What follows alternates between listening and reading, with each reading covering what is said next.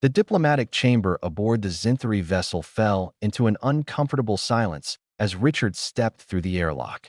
Jessica followed close behind, her boots making soft clicks against the crystalline floor. Ambassador Vrethkael, a towering figure with iridescent scales and 4 articulated arms, observed the human delegation with what his species considered polite curiosity. "Welcome, representatives of Earth," Vrethkael's translator hummed. "Please be seated." Richard smiled, a gesture he'd been warned might unsettle their hosts, and moved toward the designated seats. But he didn't sit immediately. Instead, his gaze swept across the room with methodical precision, cataloging every detail. The 3 exits, the 6 Zinthri guards positioned at strategic intervals, the slight shimmer in the corner that suggested a holographic projector, the way one guard's breathing apparatus cycled just slightly faster than the others. Jessica noticed it too.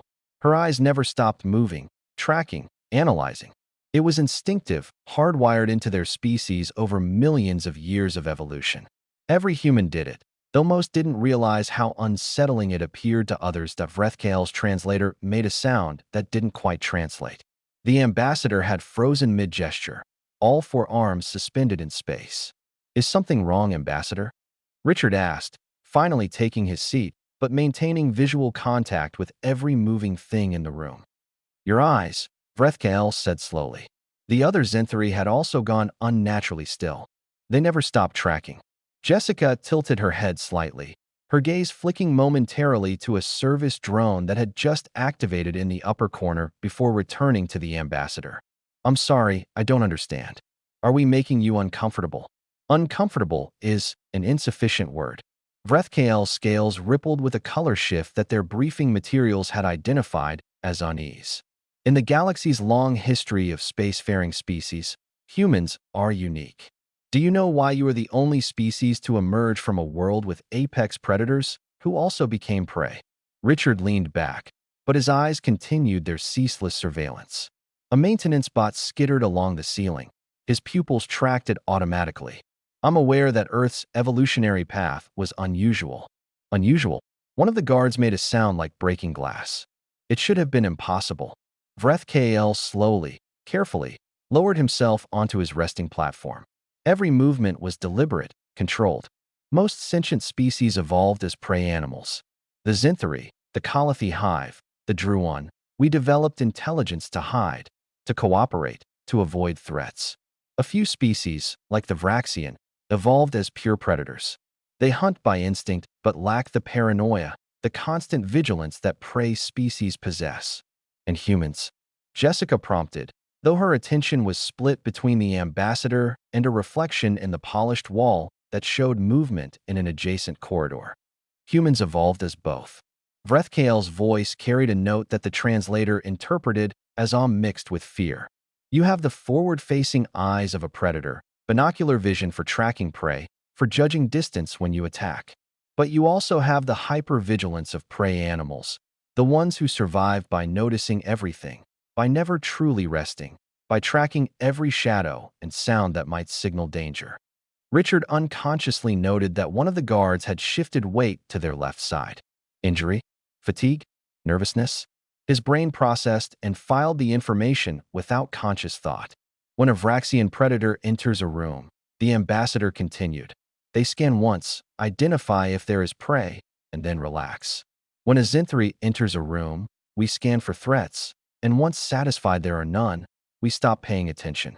But humans..." He paused, his scales darkening. "Humans never stop. Your eyes track every movement, every change. You are simultaneously the hunter and the hunted. It is why you stopped the Vraxian expansion at Kepler 442b when they had overwhelmed 7 other species." Jessica remembered that battle. She'd been there, a tactical officer aboard the UNSS Indomitable. The Vraxian commanders had been utterly unprepared for human combat doctrine. They expected prey species tactics, evasion, defense, retreat. Instead, they encountered a species that fought with predatory aggression while maintaining prey species' awareness of their environment. "We noticed," Richard said carefully, "that all of your guards stopped moving when we entered the room. Because we triggered an ancient, universal response," Vrethkael admitted. Across the galaxy, on thousands of worlds, prey animals evolved one crucial survival instinct: freeze when a predator is watching. Movement attracts attention. Stillness sometimes means survival. The ambassador gestured to his guards, who remained rigid. They cannot help it. Their ancestors spent millions of years learning that when a predator's gaze tracks them, any movement could mean death. Your eyes, both of you. You watch everything simultaneously. Every guard in this room, every movement, every sound. You miss nothing. It's just situational awareness, Jessica said, trying to sound reassuring even as her peripheral vision caught a status light changing color on a wall panel. No, Vreth translator crackled with emphasis. It is why humanity terrifies the Galactic Council. 300 species in the known galaxy. 297 evolved as prey. 3 evolved as predators. And then there is humanity, the only species that evolved as both predator and prey, with the killer instinct of one and the paranoid vigilance of the other. Richard finally understood why the Emergency Diplomatic Summit had been called, why Earth's application to the Galactic Council had stalled, why trade negotiations kept breaking down. "You're afraid of us," he said quietly. "Yes," Vreth answered with startling honesty. "When you walk into a room, every instinct we have screams that a predator is present. But unlike the Vraxian, who we can predict and defend against, you also think like we do. You see threats everywhere. You trust nothing. You are predators who think like prey, always planning for danger, always ready to fight or flee, always watching." The chamber remained silent for a long moment. Jessica's eyes continued their unconscious surveillance pattern. Richard noticed a guard's breathing had normalized. "So what now?" Jessica asked. "You can't expect us to change billions of years of evolution." Vreth scales shifted to a lighter hue. "Hope, according to the translation matrix." "No, but perhaps you can understand why we needed to explain this. Why negotiations have been challenging. It is hard to discuss trade agreements when everyone in the room is frozen in instinctive fear response." Richard nodded slowly, then deliberately closed his eyes for 3 seconds, a gesture of trust that Vreth would later describe as one of the most courageous things he'd ever witnessed. "We can work with this. Humans are good at adaptation. It's why we survived when we were the prey.